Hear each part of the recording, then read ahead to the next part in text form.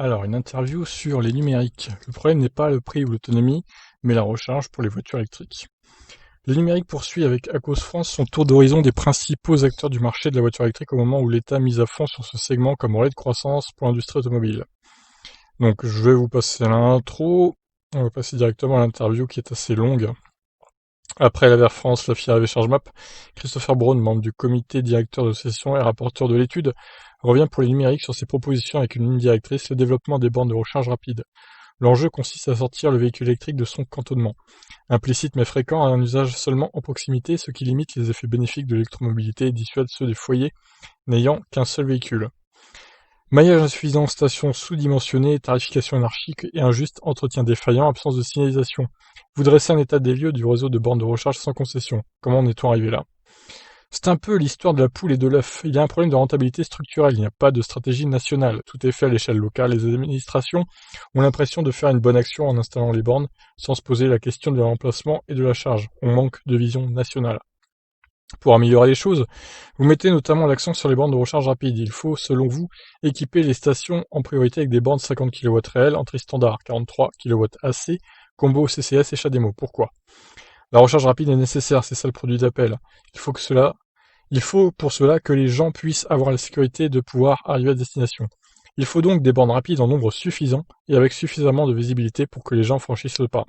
Le problème n'est pas le prix ou l'autonomie, mais la recharge. En plus, il y a en France suffisamment d'aide pour cela. Alors le prix quand même des voitures électriques, c'est pas à la portée de tout le monde. Il faut reconnaître que c'est cher, hein, globalement, les voitures électriques. Bon, à part la voiture qui est affichée, c'est une Skoda Citigo qui est quand même autour de 16-17 000 euros avec 260 km d'autonomie. C'est celle-là la plus abordable qui malheureusement va être retirée de la vente. Merci le groupe Volkswagen, mais non, c'est pas donné, hein, les voitures électriques. En ce qui concerne les bornes 50 kW, alors c'est bien beau des bornes de 50 kW, mais il faudrait quand même un peu plus, au minimum 100 kW je dirais, parce que 50 kW, si c'est pour passer son temps à la borne et squatter pendant 1 heure voire 1 heure et demie, c'est quand même un peu beaucoup quoi. Donc c'est bien, mais c'est pas suffisant pour moi 50 kW, il faudrait minimum 100 kW. Alors l'affaire Corridor n'est-elle pas un énorme gâchis? Comme tous les utilisateurs, nous nous sentons lésés depuis la fermeture par les IVA de 80% du parc des stations de recharge rapide du réseau Corridor. Mais c'est un dossier complexe avec des contraintes juridiques. Pour la remise en état du réseau, nous avons proposé un remplacement à très court terme avec 4 bornes rapides à 50 kW tri standard dès début 2021. Alors, 4 bornes rapides, ouais, c'est pas ça qui va faire plus de maillage dans la France, hein. Cette situation aurait été évitable avec un entretien plus proactif du réseau et plus d'écoute. L'État voulait intervenir, mais le caractère juridique l'en a dissuadé. Une enquête aurait été la bienvenue pour que l'on comprenne ce qui se passe. Il fallait plus de transparence, plus d'ambition. Alors, l'objectif des 100 000 bornes à fin 2021 est-il atteignable? Le problème, c'est que c'est un objectif quantitatif. La question est davantage de savoir à quelle puissance et où les mettre. Il faut une démarche plus globale. Nous sommes plus optimistes, en tout cas pour les bornes des longs trajets, que pour les stations en proximité, en milieu urbain. Et l'implantation des stations de charge avec une activité économique autour sera difficile avec un tel délai. Non mais 100 000 bornes, c'est juste pas possible. Ils auraient dit fin 2023, fin 2024. J'aurais dit oui, pourquoi pas, c'est faisable. Mais fin 2021, il reste 1 an, quoi. Il reste 1 an pour augmenter les bornes à 100 000. C'est-à-dire il faut en rajouter entre 65 et 70 000 de plus. Faut arrêter, c'est pas du tout atteignable pour moi. C'est trop ambitieux là. Alors, pour cela, les investisseurs privés ne doivent-ils pas être présents davantage? Les investisseurs doivent être vecteurs d'activité économique dans un premier temps, c'est bien d'avoir l'aide de l'État, mais à plus long terme, cela doit être autosuffisant, cela doit attirer les clients, c'est un service premium. C'est comme choisir entre un RER et un TGV.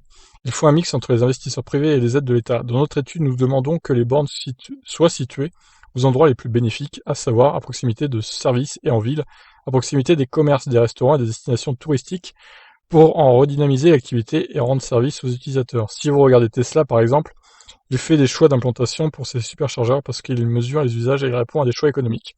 Dernière question, si vous aviez une demande à formuler au gouvernement. Vous savez, nous ne savons pas si nous avons l'oreille des politiques. Nous avons été consultés par le ministère des Transports, mais c'est assez hermétique. Nous insistons néanmoins pour que les politiques soient à l'écoute. Une chose est sûre, il faut que quelqu'un ait une vision globale et traverse de la mobilité et transverse, de la mobilité de demain. Il y a le débat sur l'hydrogène, sur la mobilité électrique, la redynamisation du fret, les plateformes intermodales. Il faut une réflexion sur le véhicule autonome, l'autopartage. Il faut quelqu'un qui assure une stratégie nationale et qui décline une politique globale cohérente d'un département à l'autre. Ouais, belle conclusion, c'est vrai. Il faut quelqu'un qui gère tout, qui dise quoi faire globalement, et pas que, en fait, faut pas que tout le monde fasse son petit truc dans son coin. Il faut qu'il y ait un programme national et pas local. C'est ça le secret. Et donc, il faut clairement des bornes rapides. Bon, 100 000 d'ici fin 2021, c'est risible, hein, ça sera pas le cas.